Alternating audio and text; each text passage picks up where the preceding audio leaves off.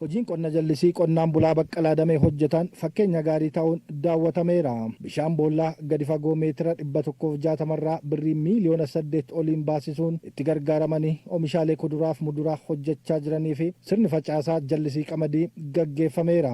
Qe'een kiyya ganna malee bona oomishaan hin beekamu ture jedhanii yeroo ammaa garuu deeggarsa ogummaa fi teekinooloojii argatan itti gargaaramuudhaan bu'aa qabeessa ta'aa akka jiran dubbatu qonnaan bulaa baqqalaan. Aadaan hojii isaanis jijjiiramuun waggaattis marsaa 3 oomishuu danda'u dubbatan. Lafa kanarra waggaa baay'ee ture warri keenya.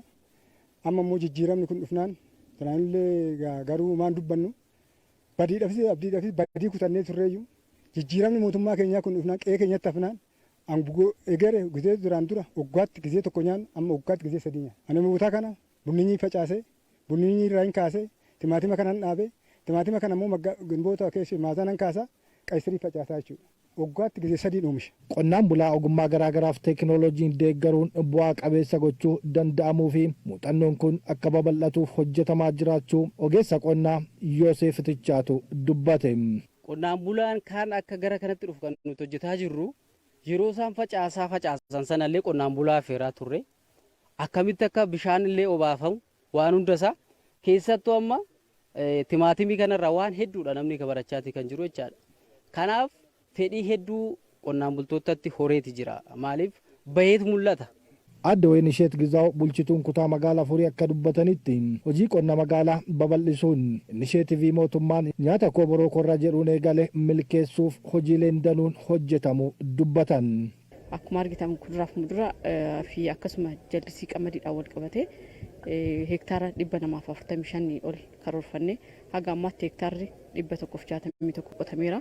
Hanga ammaatti kan faca'e immoo hektaara 128 kuduraaf muduraa fi qamadiidhaan uwwifameera jechuudha. Kana jennu qonnaan bulaa keenya akka kutaa magaalaa keenyatti karaa ammayyaa ta'een deeggarree isa cinaa dhaabbannee qonnaan bulaan qe'eesaatti oomishee akka ofiisaatiin dinagdee isaatiin of danda'u gochuudhaaf keessattuu sochii qonnaa maal qabna kan jedhu sanarraa ka'umsa godhannee kan jalqabne ta'uu isaati. Sadarkaa pirezidaantii ittaanaatti kantiibaan magaalaa Shaggar Dr. Tashoomaa Addunyaa akka dubbatanitti oomishtummaa qonna magaalaatiif xiyyeeffannoo olaanaa kennuu fi qonnaan bulaa cina dhaabbatee bakka hanqatetti guutuun hojii eegalame ni milkeessa jedhan. Akka mootummaatti nu teekinooloojii isiniif kan barbaachisu qindeessuu qopheessuu irratti hin hojjenna. Isa qofa miti yoo dandeenyees baankii adda addaa wajjin dubbannee liqii akkamitti akka argattan tiraaktara kombaayinara isiniif kan ta'u akkamitti akka argattan isin deeggaruu dandeenya. Isa qofa miti magaalaa keessatti gahee guddaa kan qabu gabaati. Gabaa ijaaruu, gabaaf odeeffannoo kennuu, gabaaf kan ta'u bu'uura misoomaa dhiyeessuu irratti nu akka magaalaatti isin deeggarra. Kanaafuu ammas daddabisee kaasuun kan barbaadu maalinni qabeenya qe'ee keessan kan jiru adda baasuu kan humna qabdaniin fayyadamtanii kara oomishaatti galuun baay'ee barbaachisa. Sirna kanarratti aanaaleen kutaa magaalaa Furii qonnaan bultootni fi waldaaleen hojii gaarii galmeessaniif badhaasiif beekamtiin kennameera.